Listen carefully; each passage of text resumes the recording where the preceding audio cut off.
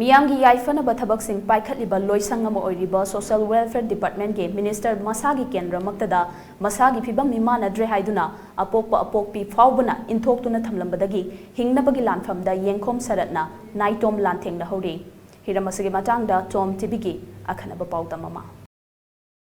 Lamdamusina Toglibat Hodo Wato Kaya ngasi Fauba Leptana TOMTV na Tizin Humzinduna Miyam da Paudamduna Lakpagi Manung Chana ngasi Puduna Lakchariba si Mima Nadre Haiduna Hek Pokpiba Mama Mapana Lanthokpiduna Naitom Hingliba Yengkom Sharat Warini Segmai Kendragi Manung Chana Leiba Senjam Chirang Maning Likaidagi Yengkom Sharat Masagi Chehi Kunganipana se Tabak Ningthina Subadi Layadana Wangang Fauba Ningthina Ngamdaba Miyoi Amani Manipuri Lengakna Chada Yankei Disabled Oye Haibagi Certificate Fauba Piduna Paidi Yengkom Sharat ki Apokpa Yengkom Rajen PhD da AEO oina thabak toramki amadi mahak ki Apokpi Yengkom Pakpi Chehi Tara rom ki mamangdagi mayum thadoktuna machanupi manakta chatki tungda Sharat ki Apokpa Rajen su mahak na fangba thagi pension ki senfam khudumuk puduna machanupi ki manakta chatki Sharat ki machin mana upunna marini masigi manungda Sharat na ahum subani mahak ki mayamba ahal su wakhal mimanada bamiyoini amadi Apokpa Apokpina yum thadoktuna chatkiba matamda mayamba busu puduna chatki Thawong asina maram oiraga masana sunomduna sel tanma ngamjadraba Sharat Naitom Hingnabagee taki hakchangi fibam mimanadabana Apokpa Apokpina Fauba hanna yengbidana Inthoktuna Thamlamlabadagi Yengkom Sharat chehi kunganipan ngasidi Hingnabagee Lanfam Da Naitom Lanthengnahouri Apokpa mama mapana mirairabasu miyamgi mapi mapa oiriba People CM ni hainariba Chief Minister NBN gi thomjinda Hanjin leprurabasu tabi dabana pambai laikide lambi lerektabadagi masamaki kendragi MLA oibada natana Social Welfare Minister su oiriba haikam dingoda matengni rurabasu masak fauba khangbidre haide Sharatna phongdorakpada mahak haujik hingnabag honabada awaba kaya ama mayoknari laikai miyam marakta thabak suba chatpada masa thabak suba ngamdabana thina nganglakpasing asina maram oiduna thabak chatpasu ngamde haina phongdorakhe haina hoje khudong chaw thenarje aina thabak suba ngamdabai awabaje si mati padang war ya di mi ki thabak suba yawre amuk dang thok phrekpa thabak suba ngamdani paja thoktamni angonda yamna problem yam lei yamna wa oi angonda ima bamungdagi kan bangde moine kam yeng berakte chai om suba je kam de yeng berakte se andigi phone doga ju kam da berakdaba andigi laga ju kam da haberakdaba si wan angonda yamna nungai to khachu yamna nungai te samaina to bibaje Disban ma oi abi masagi de masana trabara na chagna disban na tabhina masawna oi bira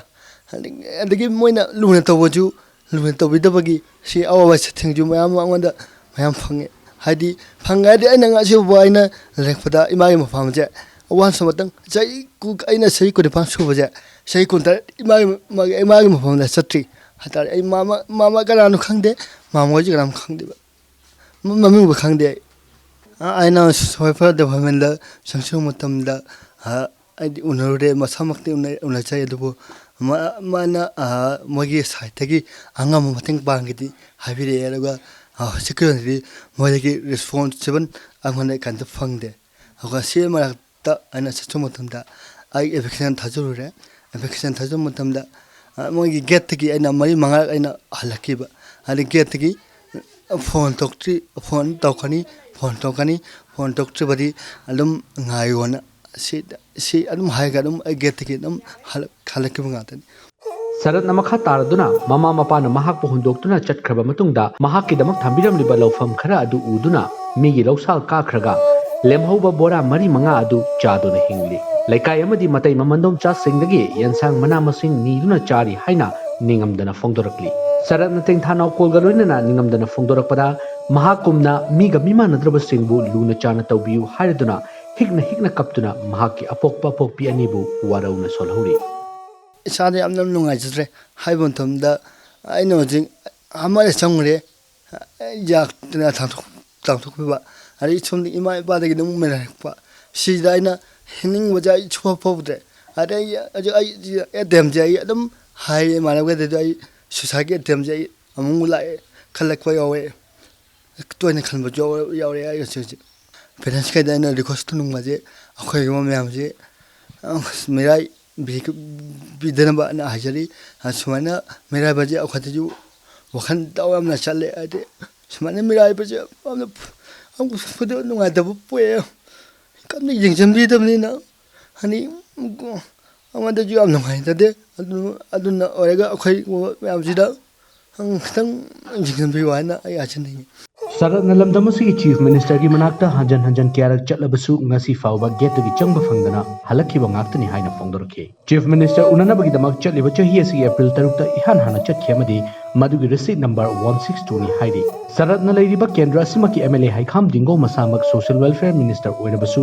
mateng pangbiyu haina haijaruba matamda ngasi fauba wahai amata phongdorkpa leitri haina thamoida warauna solhauri Sharatna makhatana phongdorkpada hingnabagi lanfam da kharada oirabasu mateng oinabagi damak mahak hojik Manipur lengaki agriculture MPSC amadi transport department da thabak thakhiba lei adubu thabak singadugi fal hojik phawgi oina haidoktana leiri masigi su mathakta center gi makhada SSC amadi DRDO gi thabak singsu thakhi amadi masigi damak mains examination pigadaba khaktamak ngairi hairi mioi bai khoi gi marakta hingliba khudimak mama mapa yaudaba amadi macha yaudaba haiba se nam watpa kumna penadaba pokli adubu Sharat ki mama mapa na macha bu soinaire haina Inthoktuna Thamliba asi Sharat namima nadraba oina poklubagira natraga kari karamba madam leibana hek pokchoba macha bu midaiduna hundoklamba ngamlibano haiba asi achaubu wahang amadama koiri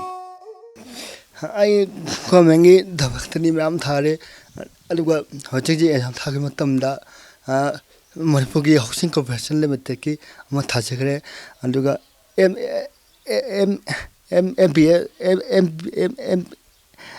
MPSC gi du thajagre aduga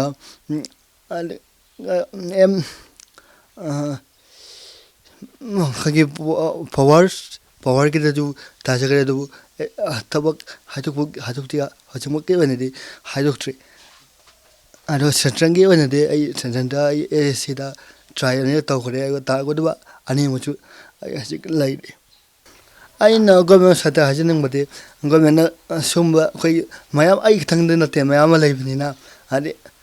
lo khodemote loinam ning thumali ngambate nate adubu government sata gi kitang meng amati jingjaning ba amani ai gi satha gi hajaning Mamita macam to uwa fangjadraba mapa singnadi araiba pangal thona sel tingduna macam to urabadi haiduna khonaduna lakle adubu nuksikhraba machabu mimanadre soinaire haiduna Inthoktuna Sharat ki punsidadi thamle Sharat ki mama pana sahi ohum longi mamangdagi Sharat ta hanna yenglaktana Sharat Naitom Inthoktuna thamle adubu lamdam asigi pukchel chawraba miyamgi marupni hairiba chief minister nongthongbam biren gi thongjinda hanjan leptuna aihapku mateng amukta pangbiyu hairabasu ngasi fawba Sharat mateng panglakpadi leitre nakaram maromda Sharat na leiriba kendra sekmai kendra social welfare minister oiragasu Sharat kini haibada ngasi fawba mateng sikiyama fawba panglakpa leitre Sharat miyam marakta aisu hingdaba yade haiba thona amaga loinana hinghauri lamdam asigi pukchel chawraba lairaba singi marupni hainariba pukchel chawraba kyana Sharat mateng pangbirakini haiba asada Sharat lehauri hiramasigi matangda cameraman Sharat kaloinana paudam jariba nares Times of Manipur sanjamjira